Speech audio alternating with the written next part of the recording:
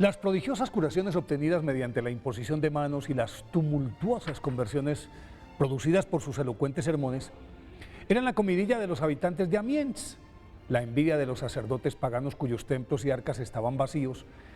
y el dolor de cabeza de las autoridades que se sentían impotentes para mantener el orden público ante el creciente flujo de visitantes que llegaban a la ciudad buscando al predicador Quintín para que les devolviera la salud y la paz espiritual.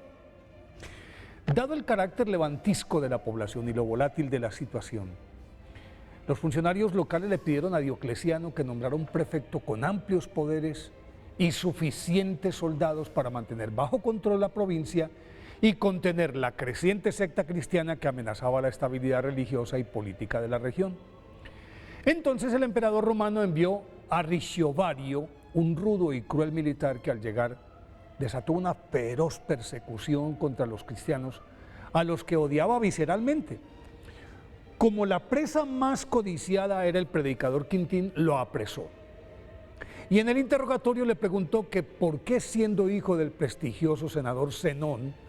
traicionaba a sus dioses lares, a los que acusaba de ídolos falsos y pregonaba el evangelio de esa nueva secta que proclamaba a Jesús como el único Dios verdadero.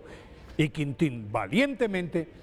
se reafirmó en sus creencias. Entonces Riciovario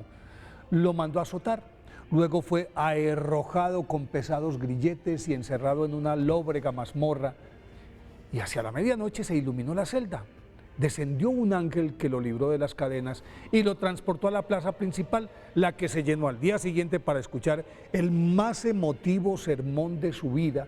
y sus palabras lograron la conversión y bautismo de miles de personas. Quintín, nacido en Roma a mediados del siglo III, era hijo de un prominente senador romano y por lo tanto su educación fue consecuente con su condición de noble, pero cuenta la tradición que desde muy joven adhirió a la fe cristiana, en la que descolló por su piedad, mansedumbre y cálida oratoria, que atrajeron la atención de varios obispos, entre los cuales el futuro Papa San Cayo, que era sobrino de Diocleciano, quien al subir al trono de San Pedro en el año 283, le asignó el papel de predicador que desempeñó con devoción en Roma. Pero su deseo de ser misionero se impuso y con el permiso del pontífice viajó a las Galias,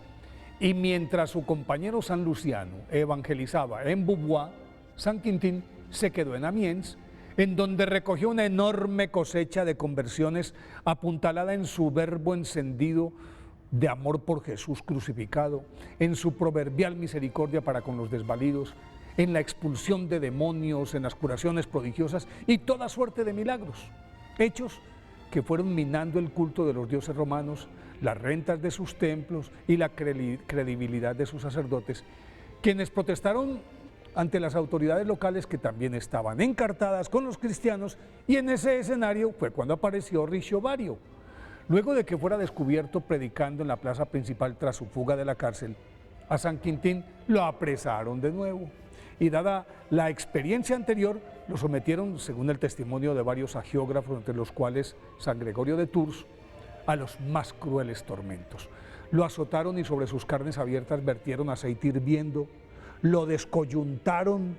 le hicieron beber cal viva mezclada con vinagre, y ninguno de estos suplicios doblegó su espíritu ni afectó su cuerpo, porque las heridas se restañaban al instante. Y como tal sevicia despertó la ira y la admiración de los espectadores, hubo conatos de rebelión. Entonces, en previsión de una posible revuelta, Riciovario optó por llevárselo consigo a la ciudad de Vermandois, que actualmente se llama San Quintín. Allí redobló las torturas, y como San Quintín no emitía queja alguna y por el contrario oraba y cantaba y alababa a Dios todo el tiempo, ordenó que lo decapitaran. Ejecución que se cumplió el 31 de octubre del año 287, y a su cuerpo lastrado con pesadas plomadas lo arrojaron al lecho del río Somme. Por eso hoy, día de su festividad, pidámosle a San Quintín que no nos deje acobardar cuando, proclamando el Evangelio, nos encontremos en peligro.